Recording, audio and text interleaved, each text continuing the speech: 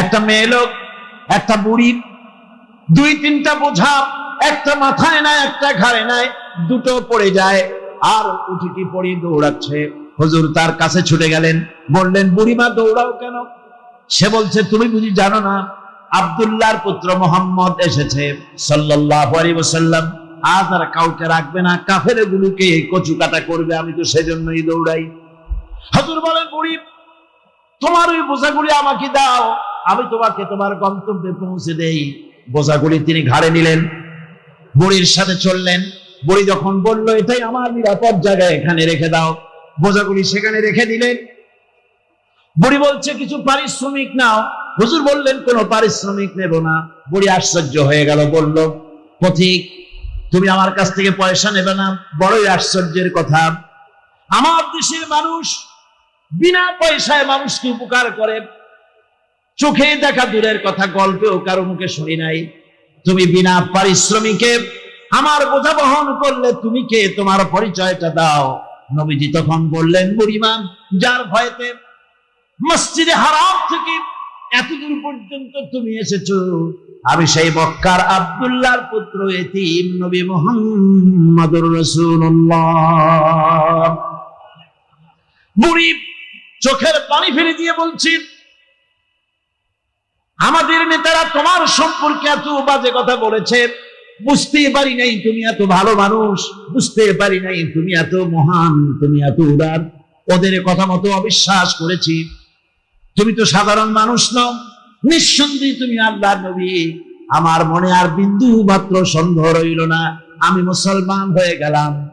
বুড়ি পড়লেন লা ইলাহা ইল্লাল্লাহু মুহাম্মাদুর রাসূলুল্লাহ।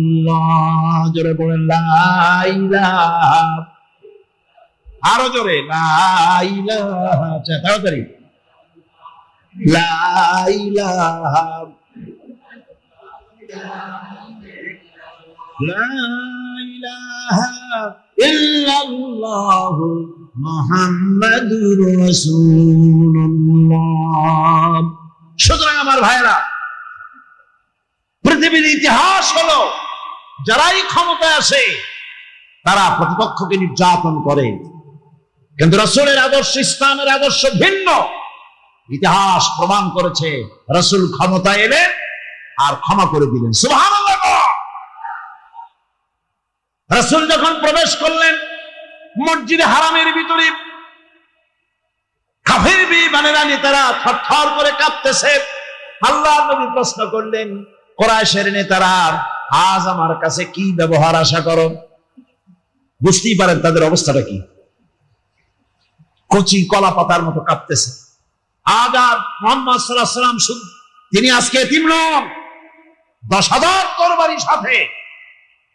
মুখ দিয়ে অর্ডার দেওয়া লাগবে না, চোখের ইশারায় কল্লা গড়াগড়ি করবে। হুজুর প্রশ্ন করলেন কেমন ব্যবহার আশা করো? নেতারা বললেন, একজন নেতা সাহস করে বললেন উত্তম ভ্রাতার কাছ থেকে, উত্তম ভ্রাতুষ্পুত্রের কাছ থেকে যে ধরনের ব্যবহার আশা করা যায় তেমন ব্যবহার আপনার কাছে আশা করি। নবীজি বললেন আমার কুরাইশের নেতারা শোনো, তোমাদের ব্যাপারে আমি আজকে সেই কথাই বলবো যে কথা বলেছিলেন আমার ভাই হযরত ইউসুফ আলাইহিস সালাম। তার 11 ভাইরা ইউসুফ আলাইহিস সালামের শৈশবকালে তাকে মেরে ফেলার জন্য কুয়ার মধ্যে ফেলে দিল। তাদের ধারণা ছিল এটা হলো মরণ কুয়া, ইউসুফকে মেরে ফেলে দিব। কিন্তু তারা জানে না ওটা মরণ কুয়া ছিল না, এটা ছিল ক্ষমতা যাওয়ার একটা সুড়ঙ্গ পথ, একটা টানেল। 11 ভাই এই টানেলের, এই সুড়ঙ্গ পথের এক মুখে ফেলে দিল ইউসুফ আলাইহিস সালামকে। আল্লাহ রাব্বুল আলামিন সুড়ঙ্গের অপর প্রান্ত থেকে হযরত ইউসুফকে উঠায়া মিশরের সিংহাসনে বসায়া দিলেন। হযরত ইউসুফ আলাইহিস সালাম আজ তিনি মিশরের প্রেসিডেন্ট। 11 ভাই দুর্ভিক্ষের কারণে খাবার নিয়ে এসে খাবার নেওয়ার জন্য, খাদ্য শস্য নেওয়ার জন্য আজ ইউসুফ আলাইহিস সালামের দরবারে হাজির। তারা বুঝতে পারে নাই হযরত ইউসুফ আলাইহিস সালাম প্রেসিডেন্ট হয়ে গেছে। ওরাও হযরত ইউসুফ আলাইহিস সালামকে চিনে ফেলেছেন। হযরত ইউসুফ বলছেন, হযরত রাসূল করিম সাল্লাল্লাহু আলাইহি ওয়াসাল্লাম বলেন, আমার ভাই ইউসুফ আলাইহিস সালাম ওই 11 ভাই সম্পর্কে যে বক্তব্য রেখেছিলেন, যে সিদ্ধান্ত নিয়েছিলেন, তোমাদের ব্যাপারেও আমি সেই সিদ্ধান্ত নেব।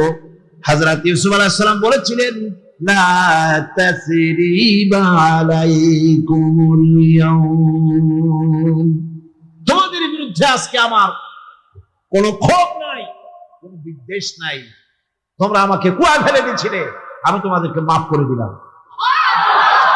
রাসূল করিম সাল্লাল্লাহু আলাইহি ওয়াসাল্লাম বলেন, ও কুরাইশের নেতারা, খাব্বাবকে মেরেছো, খুবাইবকে মেরেছো, আম্মারকে মেরেছো, সুমাইয়াকে শহীদ করেছো, আমার সাহাবীদের উপর অত্যাচার করেছো, মুসলমানদের উপর নির্যাতন করেছো, আমার উপরে পাথর চাপা দিয়েছো, আমাকে কষ্ট দিয়েছো। যত নির্যাতন করেছো, আমি আল্লাহর রাস্তায় তোমাদের সব অপরাধ ক্ষমা করে দিলাম। কোনো ক্ষোভ নাই, কোনো বিদ্বেষ নাই, সব মাফ করে দিলাম। আবু সুফিয়ান যথেষ্ট ষড়যন্ত্র করেছে, শুধু আবু সুফিয়ানকে মাফ করা হলো না, আবু সুফিয়ানের বাড়িতে যারা আশ্রয় নেবে তাদেরকেও ক্ষমা করে দেওয়া হলো। এর নাম ইসলাম। এর নাম কি? ইসলাম। এটা ইসলামের ইতিহাস। বন্ধুগণ, রাসূল করিম সাল্লাল্লাহু আলাইহি ওয়াসাল্লাম পৃথিবীতে ফাসাদ সৃষ্টি করার জন্য আসে নাই, শান্তি প্রতিষ্ঠা করার জন্য এসেছিল। কি সৃষ্টি করার জন্য? শান্তি।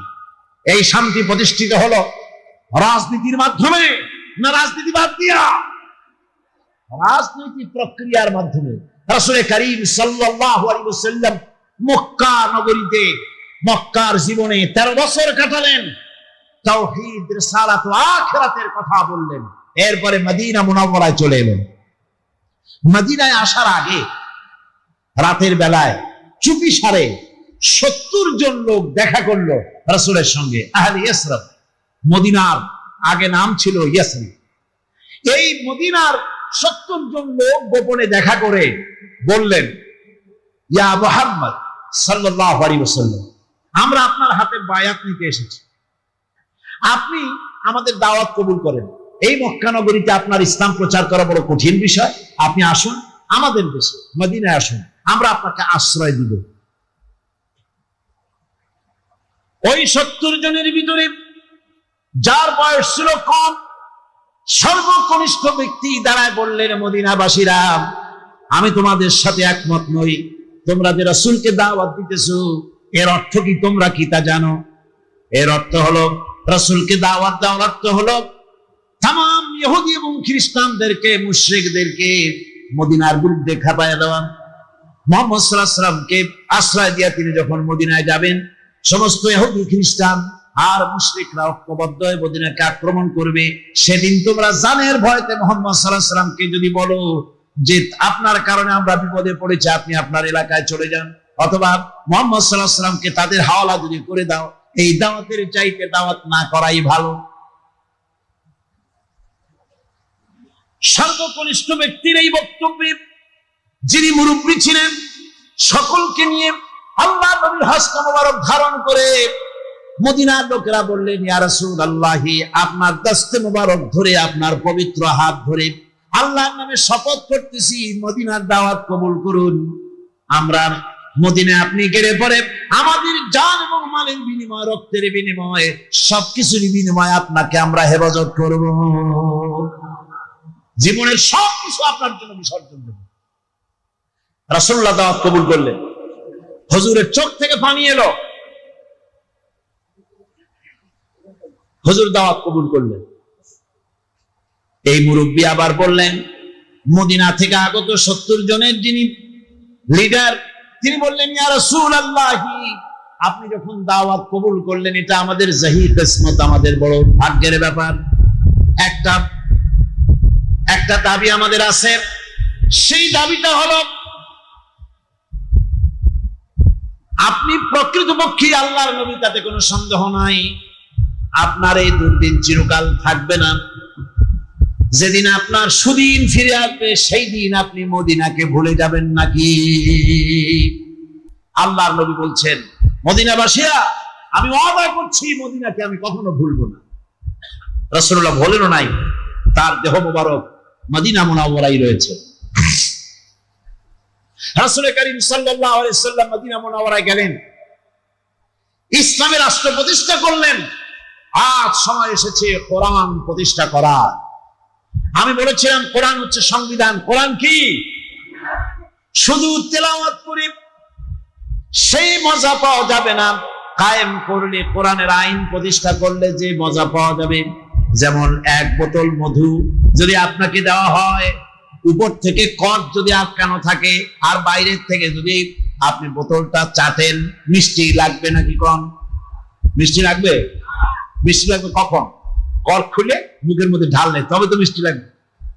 কোরআনে কারীম দিনে রাত্রে সমানে যদি তেলাওয়াত করেন, যতবার খুশি ততবার খতম করেন, ওই শান্তি মিলবে না কোনোদিন যেই শান্তি রাষ্ট্রের মাধ্যমে কায়েম হলে যে মজা পাওয়া যাবে, ওই মজা তেলাওয়াত করে পাওয়া যাবে না। কথা বুঝে আসছে? তেলাওয়াত করলে ওই মজা আসবে না, প্রতিষ্ঠা করলে যেটা হবে। যেমন থিওরি এবং প্র্যাকটিক্যাল দুটি কথা। থিওরি একটা জিনিস, প্র্যাকটিক্যাল ভিন্ন জিনিস। আমি এই কাগজের উপরে লিখলাম র দন্তেশ্ব, গয় ওকার, লয় লয় আকার, কি হইল? কি হয়ে গেল? এখন এইটা খান আপনি। মিষ্টি লাগবে? লাগবে না। বলবেন ওটা দুধ রসগোল্লা লেখা, ওটা তো দুধ নাই, চিনি নাই। ঠিক আছে, লিখলাম দুধের ছানা, চিনির শিরা, গোলাপ পানি, জাতীয় জাতীয় বানায়, সব লিখে দিলাম। এরপরে সাবান, লাগবে মিষ্টি? লাগবে না। কেন? এটা হচ্ছে থিওরি। এটা থিওরি, এই জন্য মিষ্টি লাগবে না। প্র্যাকটিক্যাল আনতে হবে, দুধ কিনতে হবে, ছানা বানাতে হবে, দুধের শিরা, কি কয়, দুধের ছানা বানাতে হবে, চিনির শিরা তৈরি করতে হবে, ফর্মে আনতে হবে, তারপরে মুখের মধ্যে দিবেন আর ঢকা ঢকা একটা গিলতে থাকবেন সমান। তখন মজা লাগবে, ঠিক কিনা? কিয়ামত পর্যন্ত কোরআনের ভিতরে যেটা লেখা আছে ভালো করে বোঝেন, মাথা খাটাইয়া বোঝেন। কোরআনের ভিতরে যেটা লেখা আছে এটা হলো থিওরি।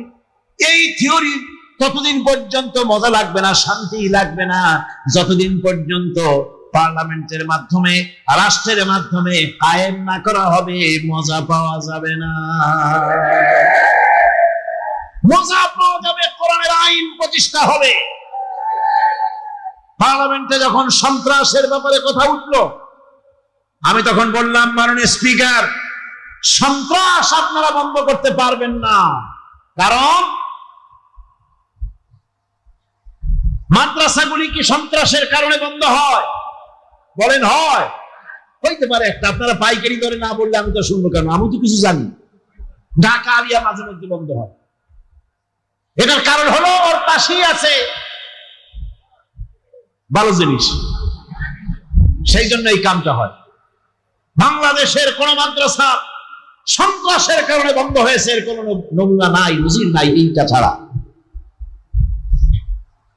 ওখানে সন্ত্রাস হয়, সন্ত্রাস হয় কলেজে, বিশ্ববিদ্যালয়। কারণ মাদ্রাসাগুলিতে সন্ত্রাস না হওয়ার কারণ কোরআনে কারীম দিয়ে মানুষকে বোঝানো হয়, ছাত্রদেরকে বোঝানো হয়, কোন মানুষকে যদি হত্যা করা হয়, মান কাতালা মুমিনান মুতাআম্মিদান ফাজাযাউহু জাহান্নাম।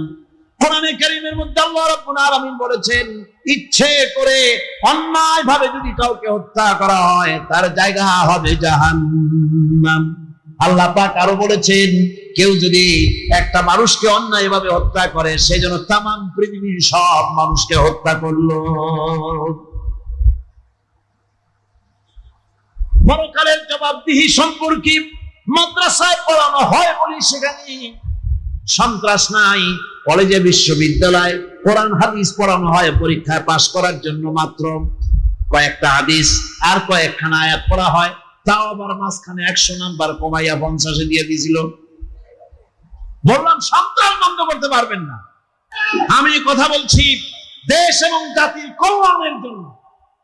কল্যাণ যদি পেতে চাই, মজা যদি পেতে চাই, কোরআনকে প্রতিষ্ঠা করতে হবে, কোরআনের আইন চালু করতে হবে সর্বত্র, তাহলেই শান্তি আসবে, নইলে শান্তি আসবে না। চুরির আইন,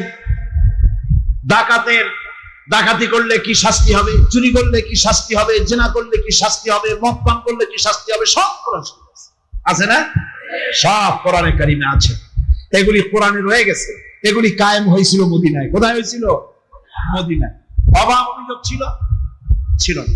রাসূলুল্লাহ বলেছেন খায়রুল কুরুনে কারনি, সর্বশ্রেষ্ঠ যুগ আমার যুগ।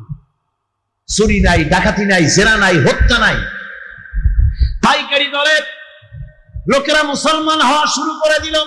আল্লাহ রাব্বুল আলামিন ঘোষণা করলেন ইযা জাআ নাসরুল্লাহি ওয়াল ফাতহু ওয়া রাআইতান নাসা ইয়াদখুলুনা ফি দীনিল্লাহি আফওয়াজা ফাসাব্বিহ বিহামদি রাব্বিকা ওয়াস্তাগফির ইন্নাহু কানা তাওয়াবা।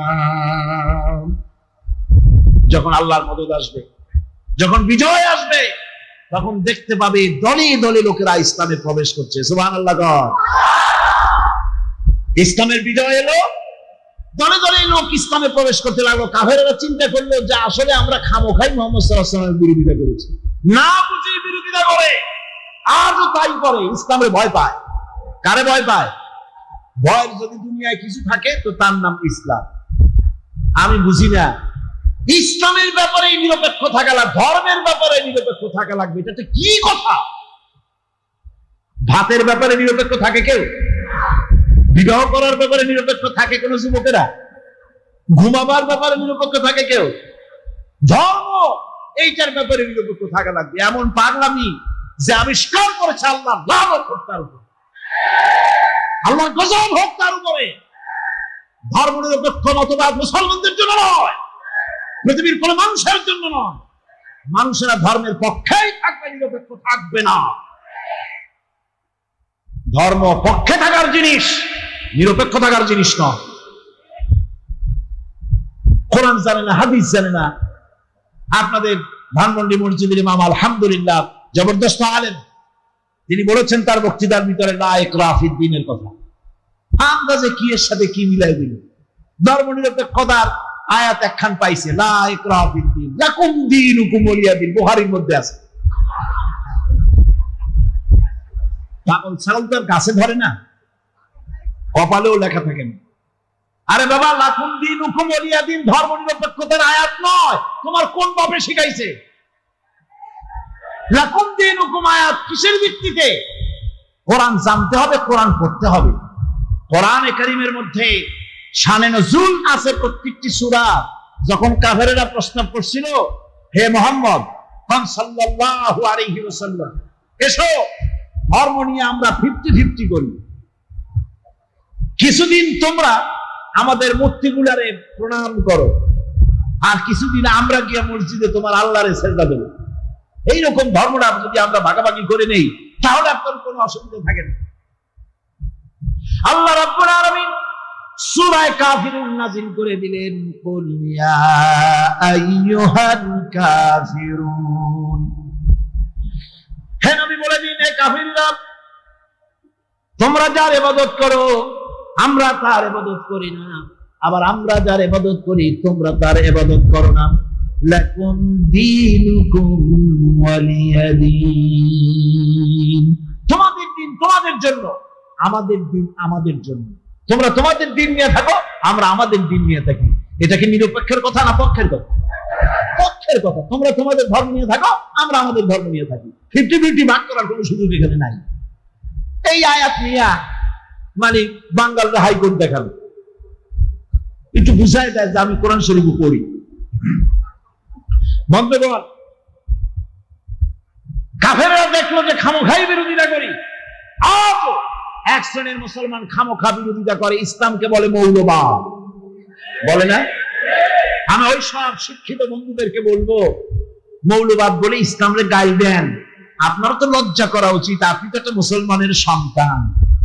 নামটা তো আদমশুমারিতে আব্দুল করিম বাপের নাম, আপনার নাম আব্দুল সত্তার। অবশ্যই ভুলকে সংশোধন করার জন্য ছেলে হইলে নাম রাখে শুভ্র রহমান, আকাশ খাতুন, সাগর আলী, বাহারুল্লাহ, যা মনে লয় তাই হাবিজাবি নাম রাখিয়া, বাংলায় মিশাইয়া নাম রাখিয়া বাঙালিত্ব জাহির করতে চায়। আর চরম বাঙালিত্ব জাহির করে পহেলা বৈশাখ, বটতলায় যাইয়া পচা পান্তা ভাত আর পচা ইলিশ 500 টাকা 1000 টাকা মেয়ে লোকে খাওয়াই দিলে 600 টাকা। ইসলামের সাম্প্রদায়িকতা বলতে কিচ্ছু নাই। ইসলাম সর্বজনীন, সাম্প্রদায়িক নয়। এখানে সব কথা সার্বজনীন, এটা সাম্প্রদায়িক কথা কিছুই নাই এখানে।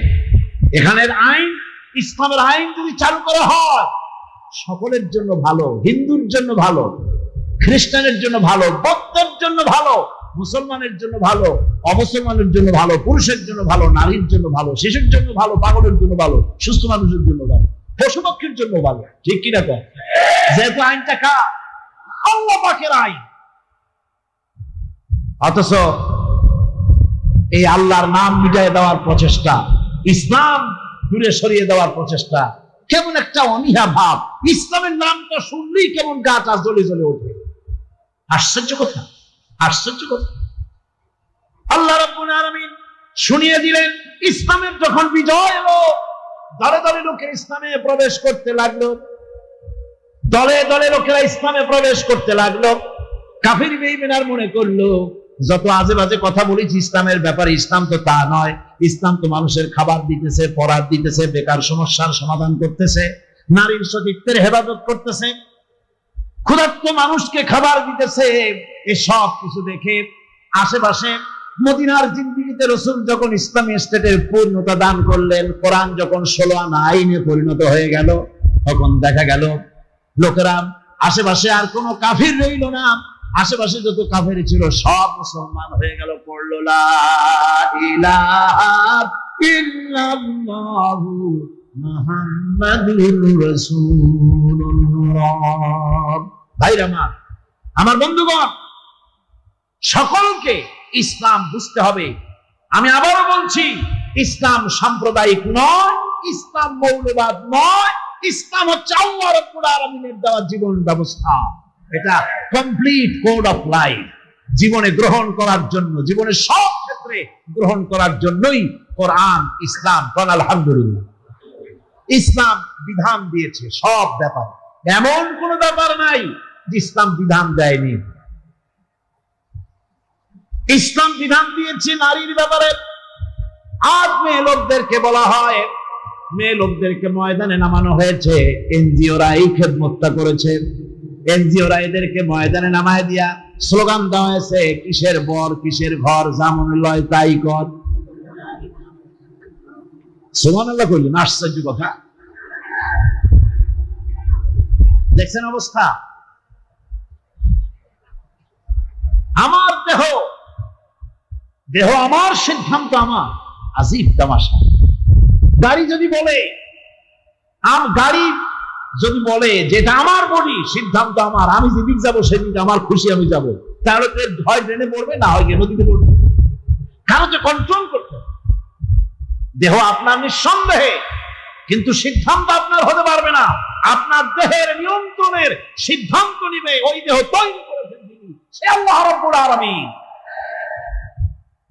দেহ আমার, সিদ্ধান্ত আমার, একটা কাফেরের বক্তব্য হতে পারে, মুসলমানের বক্তব্য নিশ্চয়ই নয়।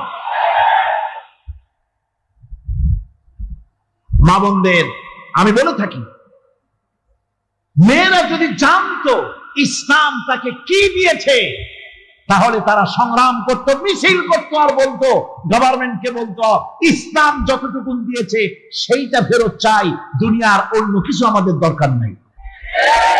কথা অবশ্যই তারা বলতেন। মেয়েদেরকে পাশ্চাত্য, মেয়েদেরকে পুরুষ বানাইয়া পুরুষের সমান অধিকার দেয়, দিতে চেষ্টা করে। আর ইসলাম নারীকে নারীর মর্যাদায় রেখে পুরুষের সমান অধিকার দেয়। কথাটা কি সমান?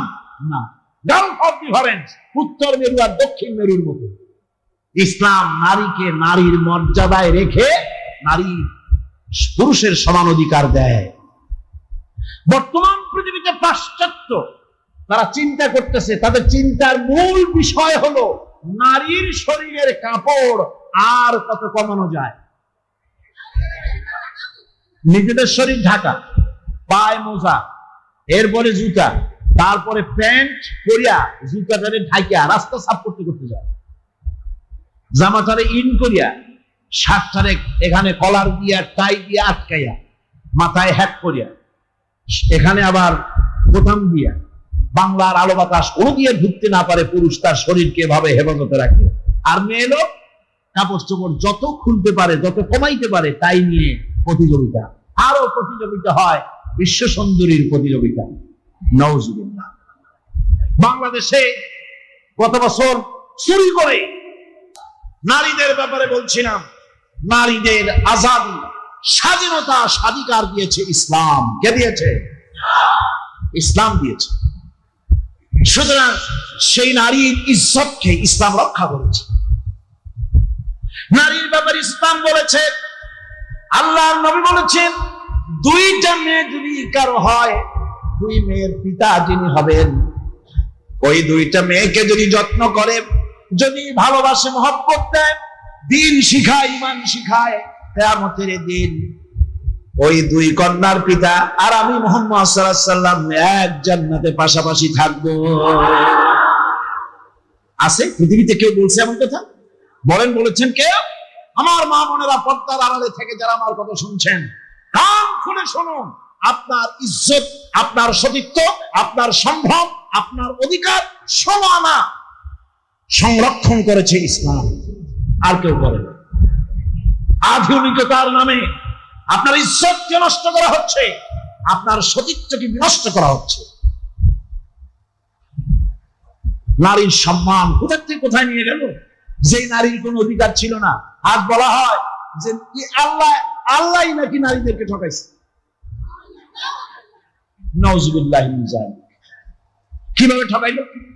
ওরা বলে যে ঠকাইছে, দুই মেয়ে সমান এক ছেলে, পিতার সম্পত্তিতে দুই মেয়েতে যা পাবে এক ছেলে তাই পাবে।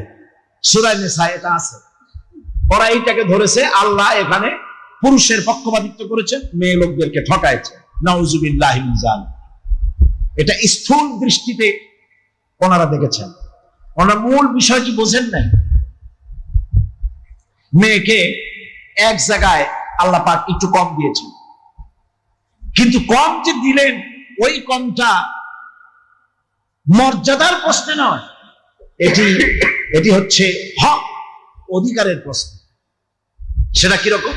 সেটা হচ্ছে যে এই নারী তো আরো অনেক জায়গা থেকে পাবে, পিতার কাছ থেকে একটু কম পাইবে, কিন্তু সে ভাইয়ের কাছে পাবে, সে তার মায়ের অংশে পাবে, সে তার স্বামীর কাছ থেকে পাবে, সে তার ছেলের কাছ থেকে পাবে, স্বামীর কাছ থেকে মহারানাও পাবে। এমনি করে তার পাওয়ার জায়গা অনেক আছে, ছেলের এত পাওয়ার জায়গা নেই। আবার তার খরচও কম। মেয়ে যদি মহারানার টাকা দিয়ে, বাপের সম্পত্তির টাকা দিয়ে বেঁচে বুঝিয়া লক্ষ কোটি কোটি টাকার মালিক হয়, কোরআন শরীফে আল্লাহ পাক বলেছেন, তোমার স্ত্রীকে যদি তুমি পাহাড় সমতুল্য কোন সম্পদ দিয়ে দাও, তার থেকে কণা মাত্র ফেরত নিও না। তার কোনো খরচ নাই। লক্ষ লক্ষ টাকার মালিকও যদি হয়, খরচ সব টাকা পুরুষের, তার কোনো খরচ নাই। তার খরচ নিজের কসমেটিক্স কেনা, শাড়ি কেনা ইত্যাদি, এই পর্যন্ত। বাকি অসুখ হোক, বাড়িতে মেহমান আসুক, বা কোনো কিছু দরকার হোক, এর সবটার দায় দায়িত্ব পুরুষের, নারীর কোনো দায়িত্ব নেই।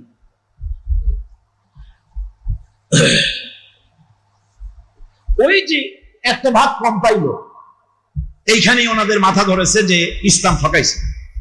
কিন্তু তারা ভিতরে তলান নাই। বিষয়টা কি? বিষয়টা হলো, যদি ছেলে আর মেয়ে আল্লাহ যদি সমান করে দিতেন, পিতার সম্পত্তিতে সমান অধিকার, তাহলে কি হতো? মেয়েটা বিবাহ হয়ে যাওয়ার পর এই সম্পত্তি তার স্বামী অথবা মেয়ে নিশ্চয় বিক্রি করে নিয়ে যাবে। এখানে তার ভাড়া রাখবে না বাপের বাড়ি, এরা বিক্রি করবে। বিক্রি করে নিয়ে গেল, বাপও মরে গেল। মেয়েটা তার স্বামী বাড়ি গিয়ে হয় বিধবা হলো, আনফরচুনেটলি বিধবা হয়ে গেল, অথবা তালাক প্রাপ্ত হলো। যদি তালাক প্রাপ্ত হয় অথবা বিধবা হয়, তখন এই মেয়েটি এসে উঠবে কোথায় বলেন আপনার? ভাই কেন তাকে দেখতে যাবে? একদিন দেখবে, 2 দিন দেখবে, 3 দিন দেখবে, 1 সপ্তাহ দেখবে, 1 মাস দেখবে, তারপরে দেখার দরকার। ভাই যেন বোনকে এই চরম দুর্দিনে বোনকে যেন অবহেলা করতে না পারে, সেজন্য আল্লাহ রাব্বুল আলামিন ভাইয়ের জন্য একটা ভাগ বেশি রেখে দিয়েছেন, বোন ভাগনার বিপদের দিনে যেন আশ্রয় দেয়। আল্লাহ রাব্বুল আলামিনের সওয়াবের প্রতি যারা কটাক্ষ করে তাদের ঈমান নিয়ে সন্দেহ দেখা দিবে, তাদের ঈমান নাই। ইসলাম নারীকে সম্মান দিয়েছে, মর্যাদা দিয়েছে, অধিকার দিয়েছে। মসজিদে নামাজ পড়ার অধিকার রয়েছে, ঈদের ময়দানে যাওয়ার অধিকার রয়েছে, যুদ্ধের ময়দানে আসার অধিকার রয়েছে, ব্যবসা করার অধিকার রয়েছে, শিক্ষার অধিকার আছে, সব। তবে পর্দার সাথে, কিসের সাথে? পর্দার সাথে। এই পর্দা আবার কি? সেই পর্দা হচ্ছে, আসলে শব্দটা হচ্ছে হেজাব। কোরআনে কারিমে এটাকে হেজাব বলা হয়েছে। এই হেজাব এটা হচ্ছে পরপুরুষের সাথে থেকে, অবাধ মেলামেশা থেকে হেফাজতে রাখা, এটাই হলো হেজাব।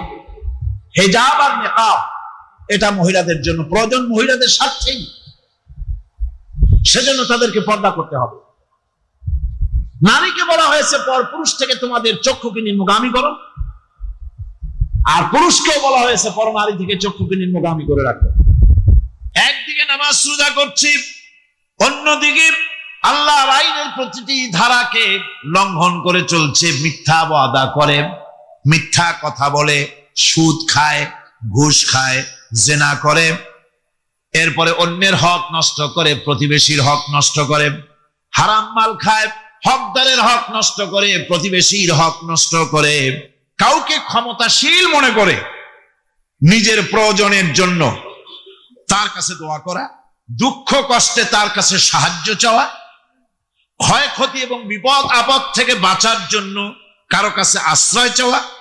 কোরআন মজিদের দৃষ্টিতে এগুলি সব হচ্ছে পূজার পর্যায়ভুক্ত, এগুলি করা যাবে না। সবটাই বলতে হবে আল্লাহ রাব্বুল আলামিনের কাছে। কার কাছে বলতে হবে? কোরআন বলছে, আল্লাহ পাক বলেন, বলো আমার রবের পক্ষ থেকে স্পষ্ট নির্দেশ লাভ করার পর, হুকুম লাভ করার পর, আল্লাহকে ত্যাগ করে তোমরা যাদের পূজা করছো তাদের পূজা আমি করি না। আল্লাহ নবীকে বলছেন এরকম আপনি বলেন, বরং আমাকে হুকুম করা হয়েছে আল্লাহ রাব্বুল আলামিনের সামনে মাথা নত করে দেওয়ার। তাই আমি আল্লাহ পাকের দরবারে আমার বিনয়ের, আমার আনুগত্যের মস্তক তার সামনে নত করে দিয়েছি। এ কথা সকলেরই জানা আছে যে দুনিয়ার মানুষ শয়তানের ইবাদত কেউ করে না, শয়তানের পূজা কেউ করে না, ঠিক কিনা? শয়তানের কেউ পূজা করে না, বরং শয়তানের প্রতি চতুর্দিক থেকে শুধু লানত হতে থাকে, ঠিক কিনা? শয়তানের খালি গাল দিতে থাকে সারাদিন। এমন কি পাপ করে নিজে দোষ দেয় শয়তানের, ঠিক কিনা? কবি বলছেন, क्या हंसी आती है मुझे हजरत इंसान पर, क्या हंसी आती है मुझे हजरत इंसान पर, फेल बद तू खुद करे लानत करे शैतान पर। আমার মানুষের অবস্থা দেখে হাসি পায়, খারাপ কামটা করে নিজে আর গাল দিয়ে দেয় শয়তানের। সারাটা দিন মেয়ে লোক, পুরুষ লোক, বাচ্চা সকলে শয়তানের গাল দেয় সমানে, ওর কপালটাই খারাপ, ফুটবলের মতো। এর জন্মই হয়েছে লাথি খাওয়ার জন্য। সুতরাং আল্লাহ পাক যে বলছেন যে শয়তানের ইবাদত করতে তোমাদেরকে নিষেধ করেছি, তার অর্থটা কি? তার অর্থ হচ্ছে যে মানুষ শয়তানের আনুগত্য করে, শয়তানের কথা মতো জীবন পরিচালনা করে, শয়তান যেটা বলে সেটাই করে, শয়তানের ওয়াসওয়াসা দিয়ে সে পরিচালিত হয়, কোরআন এবং হাদিস দিয়ে নিজেকে পরিচালিত করে না। এটাই হলো শয়তানের আনুগত্য করা। কিয়ামতের দিন আল্লাহ রাব্বুল আলামিন বলবেন, উহশুরুল্লাযীনা যালামু ওয়া আযওয়াজাহুম ওয়া মা কানু ইয়াবুদুনা মিন দুনিল্লাহি ফাহাদুহুম ইলা সিরাতিল জাহিম। আল্লাহ রাব্বুল আলামিন কিয়ামতের দিন তিনি বলবেন, যারা নাকি সেই সমস্ত শয়তান এবং তার অনুসারী, যারা নাকি আমাকে বাদ দিয়ে যারা অন্যদের ইবাদত করত, সেই ইবাদত যাদের করত, আনুগত্য গোলামি যাদের করত, তারা এবং তাদের সাথী সঙ্গী সবগুলিকে একত্রিত করো আর জাহান্নামের রাস্তা দেখিয়ে দাও। সকলকে জাহান্নামের পথ দেখিয়ে দাও। আনুগত্য হতে হবে কেবলমাত্র আল্লাহ পাকে, চোখ বুঝে নির্দ্বিধায় বিনা প্রশ্নে যাকে স্বীকার করতে হবে, মানতে হবে, তিনি হচ্ছেন আল্লাহ সুবহানাহু ওয়া তাআলা এবং তার নবী জনাব মুহাম্মদ রাসূলুল্লাহ সাল্লাল্লাহু আলাইহি ওয়াসাল্লাম। অন্য কাউকে কোরআন হাদিস দিয়ে যাচাই না করে কারো মতকে গ্রহণ করা যাবে না। আল্লাহ পাক বলছেন, ইত্তাখাযু আহবারাহুম ওয়া রুহবানাহুম আরবাবাম মিন দুনিল্লাহি ওয়াল মাসীহ ইবনে মারইয়াম ওয়া মা উমিরু ইল্লা লিয়া'বুদু ইলাহান ওয়াহিদা। আল্লাহ পাক বলছেন, তারা নিজেদের ওলামা মাশায়েখদেরকে আল্লাহর পরিবর্তে নিজেদের রব তারা বানিয়ে নিয়েছে এবং তারা মসিহকে ঈসা আলাইহিস সালামকে, মরিয়মের পুত্র ঈসাকে আল্লাহকে বাদ দিয়ে রব বানিয়ে নিয়েছে। অথচ হুকুম করা হয়েছে, আল্লাহ পাকের পক্ষ থেকে আদেশ করা হয়েছে, একমাত্র আল্লাহ রব্বুল আলামিন ছাড়া কারো আনুগত্য করা যাবে না, গোলামি করা যাবে না, দাসত্ব করা যাবে না। এখানে ওলামা মাশায়েখ এবং পাদ্রী পুরোহিতদের রব বানিয়ে নেওয়ার যে কথাটা বলা হয়েছে সেটা হচ্ছে যে তাদেরকে আদেশ এবং নিষেধকারী হিসাবে মেনে নেওয়া হয়েছে, আল্লাহ রসুলের অনুমোদন ছাড়াই তাদেরকে গ্রহণ করা হচ্ছে, তাদের কথাগুলিকে শিরোধার্য করা হচ্ছে। আলেম ওলামা পীর দরবেশ যিনি হন না কেন, তিনি যে কথাটা বলবেন ওই কথার সমর্থনে কোরআন হাদিস আছে কিনা তা না জেনে গ্রহণ করা যাবে না। কথা আসতে বললেন কেন? গ্রহণ করা, এটার নাম ঈমান। এটার নাম কি? ঈমান। পীর সাহেব যদি বলেন পাগড়ি বাঁধতে হবে 15 হাত, হ্যাঁ 15 হাত কেন, 21 হাতও বাঁধবো, দেখতে হবে রাসূল করিম সাল্লাল্লাহু আলাইহি ওয়াসাল্লাম ওরকম বেঁধেছেন কিনা। এটার নাম হচ্ছে ঈমান। এটার নাম কি? ঈমান। পীর সাহেব শিখাই দিলেন এরকম জিকির করো, সকালে এরকম, বিকেলে এরকম। হ্যাঁ করবো, জিকির করবো, করবো না কেন? আল্লাহই তো জিকির করতে বলছেন, জিকির করবো। তবে দেখতে হবে পীর সাহেব যেভাবে জিকির বলেছেন ওইভাবে আল্লাহ রাসূল জীবনেও জিকির করেছেন কিনা, সাহাবায়ে কেরাম এভাবে করেছেন কিনা। যদি করে থাকে অবশ্যই পীর সাহেবের কথা মেনে ওরকম জিকির করব। কথা বুঝতে পেরেছেন? একজন মাওলানা সাহেব ফতোয়া দিলেন অথবা একটা কথা বললেন, এই কথাটা কোরআনের সাথে মিল আছে কিনা, হাদিসের সাথে মিল আছে কিনা তাই দেখতে হবে সর্বাগ্রে। কোন মুরব্বী কি বলেছেন, কোন হুজুর কি বলেছেন, কোন কিতাবের মধ্যে কি লেখা আছে ওইটা জানার কোনো দরকার আমার নাই। আমার জানার দরকার কোরআন শরীফ আছে কিনা, হাদিস শরীফ আছে কিনা। এর নাম হচ্ছে ঈমান। এর নাম কি? এটাই হচ্ছে আনুগত্য আল্লাহ পাকের দরবারে। এটাই হচ্ছে আনুগত্য করার জন্য এটাই সবচেয়ে বড় দলিল যে আল্লাহর হুকুম মেনে চলতে হবে, আর অন্য কারো অন্ধ অনুকরণ করব না। ইবাদত পূজা অর্থে বলা হয়েছে কাউকে ক্ষমতাশীল মনে করে নিজের প্রয়োজনের জন্য তার কাছে দোয়া করা, দুঃখ কষ্টে তার কাছে সাহায্য চাওয়া, ক্ষয়ক্ষতি এবং বিপদ আপদ থেকে বাঁচার জন্য কারো কাছে আশ্রয় চাওয়া। কোরআন মজিদের দৃষ্টিতে এগুলি সব হচ্ছে পূজার পর্যায়ভুক্ত, এগুলি করা যাবে না। সবটাই বলতে হবে আল্লাহ রাব্বুল আলামিনের কাছে। কার কাছে বলতে হবে? কোরআন বলছে, আল্লাহ পাক কোরআনে কারীমের মধ্যে বলছেন, কুল ইন্নী নুহিতু আন আ'বুদাল্লাযীনা তাদউনা মিন দুনিল্লাহি লাম্মা জাআনিয়াল বায়্যিনাতু মির রাব্বি ওয়া উমিরতু আন উসলিমা লিরাব্বিল আলামিন। আল্লাহ পাক বলেন, বলো আমার রবের পক্ষ থেকে স্পষ্ট নির্দেশ লাভ করার পর, হুকুম লাভ করার পর আল্লাহকে ত্যাগ করে তোমরা যাদের পূজা করছো তাদের পূজা আমি করি না। আল্লাহ নবীকে বলছেন এরকম আপনি বলেন, বরং আমাকে হুকুম করা হয়েছে আল্লাহ রাব্বুল আলামিনের সামনে মাথা নত করে দেওয়ার। তাই আমি আল্লাহ পাকের দরবারে আমার বিনয়ের, আমার আনুগত্যের মস্তক তার সামনে নত করে দিয়েছি। দুনিয়ায় মানুষেরা আল্লাহ রাব্বুল আলামিনকে বাদ দিয়ে যাদের কাছে সাহায্য চায়, যাদের কাছে গিয়ে সাহায্য প্রার্থনা করে, ছেলে হয় নাই ছেলে চায়, মেয়ে হয় নাই মেয়ে চায়, ব্যবসায় উন্নতি হয় না বলে ব্যবসার জন্য তাদের কাছে চায়, কোরআনে কারীম বলছে ওদের কাছে যে চাওয়া হচ্ছে তারা ওদের চাওয়াও সম্পর্কে জানে না। কিয়ামতের দিন এইগুলি সব ওদের বিরুদ্ধে আল্লাহর দরবারে মামলা দায়ের করবে। এরা বলবে যে আল্লাহ পাক আমি এদেরকে এরকম বলি নাই আমার পূজা করার জন্য, এরা আমার পূজা করেছেন। এ হারামকে ভয় করো, হারাম থেকে নিজেকে বাঁচাও, হারাম ছেড়ে দাও। তুমি যদি হারাম ছেড়ে দাও তাকুন আবাদান নাস, তুমি হবে দুনিয়ায় সবচেয়ে বড় ইবাদত গুজার। তুমি হয়ে যাবে পৃথিবীতে সবচেয়ে বড় ইবাদতকারী। আল্লাহ যা হারাম করেছেন হারাম ছাড়ো, হারামটা ছাড়লেই তুমি হয়ে যাবে সবচেয়ে বড় ইবাদতকারী। বুঝা গেল হারাম ছাড়া ইবাদতের বড় একটা মাধ্যম হারাম ছেড়ে দেওয়া।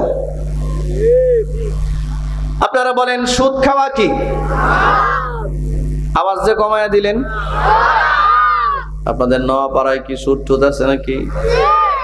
হ্যাঁ, সুদ খাওয়া কি? মদ খাওয়া কি? মধু খাওয়া কি? মধু খাওয়া আর মদ খাওয়া শব্দ তো কাছাকাছি। হারাম আর হালাল। আল্লাহ বলেন হারামটা ছাড়ো, হালালটা ধরো। সুদ খাওয়া, জোরে বলেন, সুদ খাওয়া হালাল না হারাম? সুদ খাওয়া হালাল না হারাম? কত পার্সেন্ট হারাম? না কোনো সন্দেহ টন্দেহ আছে? রাসূল বলছেন 70টা পাপ সুদখোরের। সর্বনিম্ন পাপ হচ্ছে তার মার সাথে জিনা করা।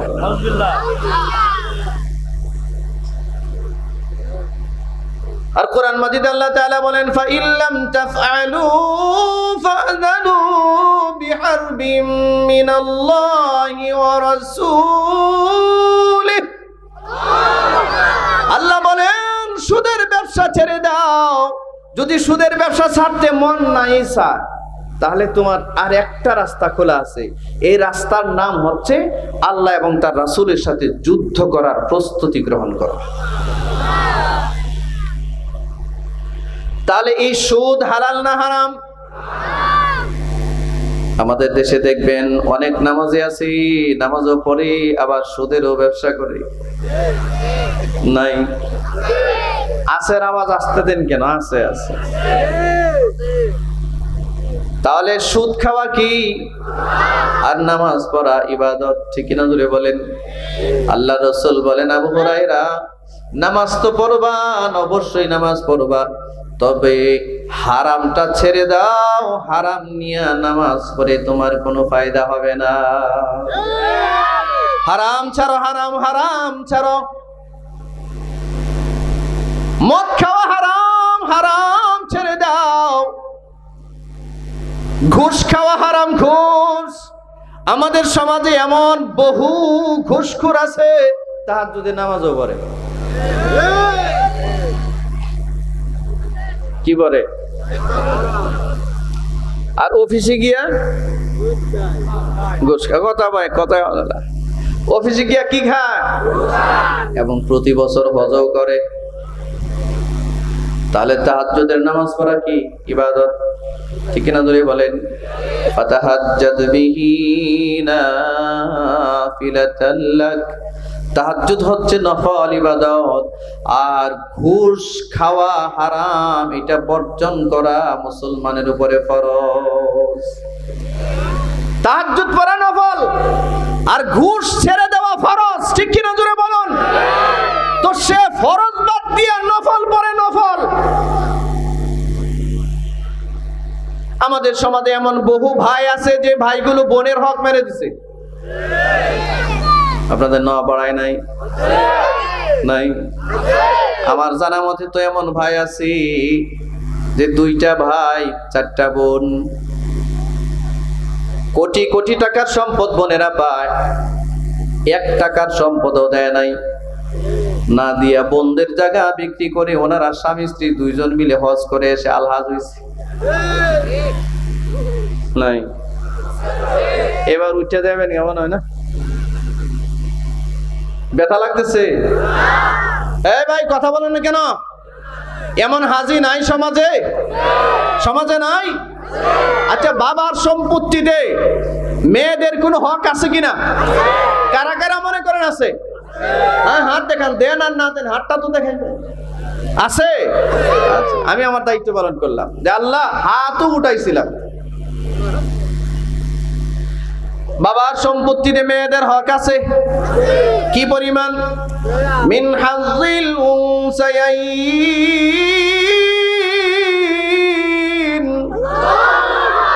আল্লাহ বলেন বাবার সম্পত্তিতে মেয়েদের হক হলো মেয়ে যা পাবে তার ডাবল পাবে ছেলে। মেয়ে যা পাবে তার ডাবল পাবে ছেলে। এটা আল্লাহর বিধান। কার বিধান? যদি বলেন না কার বিধান? মেয়ে যদি পায় 1 কাঠা ছেলে পাবে, মেয়ে যদি পায় 1 কোটি ছেলে পাবে। এটা ডাবল, এটা আল্লাহর বিধান। কার বিধান? আমাদের সমাজে দেয় নাকি? আপনারা দেন নাকি? শতকরা 95% মুসলমান এই হক দেয় না। না দিয়া নামাজ পড়তে পড়তে কপাল কালো বানায় লাইছে। মনে হয় মাঝে মধ্যে তার বাপ সাপ দেখলে মনে হয় জান্নাতে চৌরাস্তায় ঘুরতেছে। কথা বলেন না কেন? কথা বলেন না কেন? অথচ বোনের সব হক মারিয়ে দিছে। জানেন, কোরআনের শাসন ব্যবস্থা যদি আমাদের রাষ্ট্রে থাকতো তাহলে এই বন্ডামি করে বোনদের হক মেরে দেওয়া চিন্তাও করা যেত না, চিন্তাও করা যেত না। মুসলমান ভাইয়েরা আমার, বোনদের আমাদের এই 92% মুসলিম সমাজে 100 মুসলমানের মধ্যে 95 জন মুসলমান বাবার রেখে দেওয়া সম্পদের সুষম বন্টন করে না। কথা ঠিক কিনা? জোরে বলুন। বাবার রেখে দেওয়া সম্পদের সঠিক হিস্সা প্রদান করে না। ঠিক কিনা? 95%। কত পার্সেন্ট? আপনারা কথা বলেন না দি? আচ্ছা, যে 5% বাকি রাখলাম, এই 5% মানুষ যারা বোনদের হক দেয়, এই 5%-এর অবস্থা কি এটা একটু বলি। বলবো? আপনাদের কি রাগ করতেছেন? কষ্ট হইতেছে? আরে যত আগে ছেড়ে দিব তত তো আমার ফায়দা। আমার তো ঢাকা যাইতে হবে। ছেড়ে দিব না চলবে? চলবে। 5% মুসলমান যারা বোনদের হক দেয় এমন জায়গা দেয় যে জায়গা দলিল নাই, রাস্তা নাই, দখল নাই, খাস জমি। এটা দিয়া বলে নিলে নে, না নিলে নাই, বাড়ি সার। বলে কি? বলে না? আপনাদের নোয়াপাড়ায় মনে হয় বলে না। হ্যাঁ, উঠেন না কিন্তু কেউ উঠে নেই। উঠলে বুঝবো আপনি এই রোগে আক্রান্ত। বদ হজম হইলেও বসে থাকেন, কষ্ট হইলেও বসে থাকেন, কথাগুলো শুনেন। করছেনটা কি? আপনি যে তাহাজ্জুদ পড়েন, আপনি যে আশরাক পড়েন, আপনি যে আওয়াবিন পড়েন, আপনি যে তাসবিহ পড়েন, আপনার বোন তো আপনাকে বদদুয়া দিচ্ছে। বোনের সম্পত্তি বিক্রি করে ওনারা স্বামী স্ত্রী দুজন মিলে হজের সফরে গেছে। ওখানে বাইতুল্লাহর চাদর ধরে এই বুড়া